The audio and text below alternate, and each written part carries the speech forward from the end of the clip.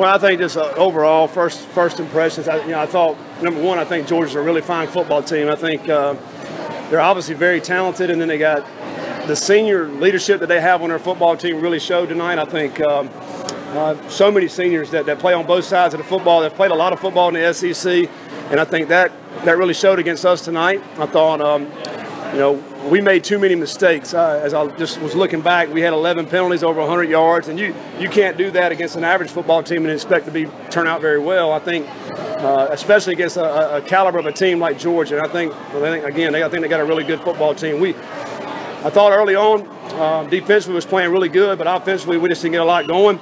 If we had a big play, then we shot ourselves in the foot with either a penalty. We had the fumble, Taylor's fumble there. Too many mistakes. And I think in the third quarter we came out. And I thought our defense got a little bit wore down in the second half. We went 3 and out offensively twice, and they had 2 long drives for touchdowns. And we never picked our defense back up. But I was proud of the way our guys finished. And we talk about in our program all the time about how we finish. That's what we're made of. And what we did in the fourth quarter is going to make our football team. And we'll build off of that right there. We're going to take the positive out of this game. It seems like you're really trying to get Jalen going. Yeah, I mean that's our offense. I mean we're going to get our running back going, and they did a great job of containing the running game with Jalen. I think early on, the only rushing yards that we were able to get was out of the quarterback position. I thought Taylor ran the ball very effective tonight, and but we never could get that running game going with our running back, and then that obviously that hurts everything else within our offense. But you can't grind out first downs.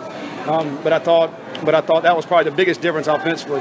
Scott, how much did the dynamic of the offense change with the absence of Shea Metters and Darrington Evans? Yeah, I mean that's extremely difficult. Now you're challenging for us. We started 3 true freshmen on offense this week, and with Malik and Thomas outside at receiver, and then Noah Hannon at center. And I thought Noah Hannon really held his own. He's obviously not as big as their guys, but he did a great job up front. If we watch the film, we'll see that. I think I thought our 2 freshmen outside played well. It's very unfortunate that Shea and Darrington were unable to go. That's the hand we're dealt.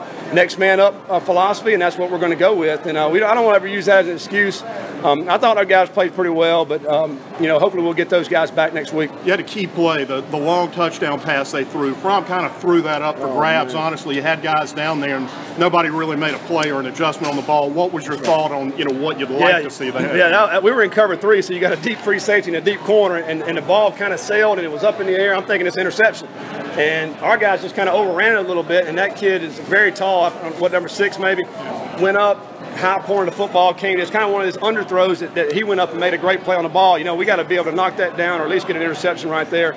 That was just we did not play the ball in the air like you want to play as a defensive back. Was it difficult when they had to go ahead and put Fromm in after Eason got injured?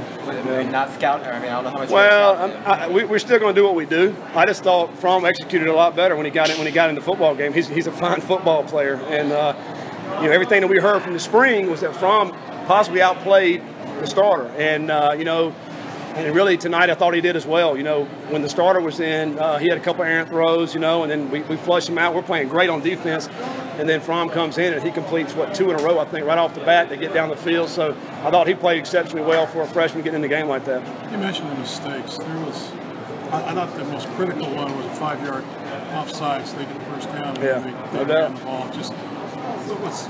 I don't know how you comment on that. It happened on both sides of the football. We had two pass interference penalties defensively that extended their drives. We had an offsides that extended the drive. And then you can go to offense. We had a late hit by our left tackle. We backed up 15 yards. We had a hand to the face. We backed up 15 yards. We had a 5-yard false start down in the -7. And you get backed up even worse. I mean, you cannot do that against a good football team.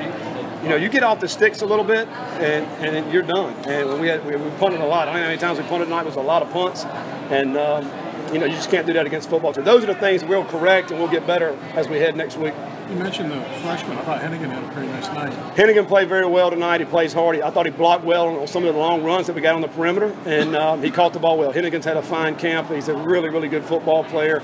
If Shea was available, Hennigan's still going to play a lot of football for us, and we'll find ways to get him to football as we head throughout the rest of the season.